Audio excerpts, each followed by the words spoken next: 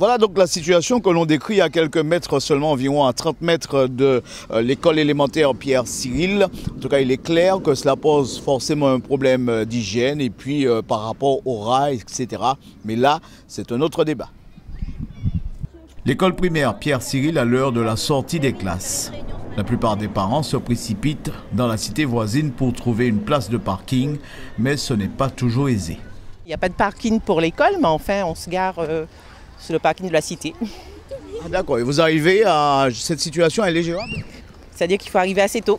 Nous sommes obligés de squatter des places de parking des gens de la cité.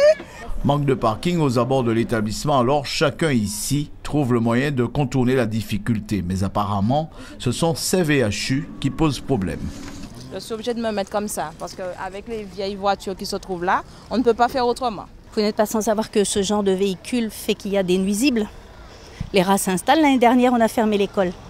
À cause des rats, c'est embêtant. Signalons toutefois que ces carcasses abandonnées se trouvent dans la cité, des véhicules ayant sans doute un ou des propriétaires. Se pose alors le problème de l'insalubrité.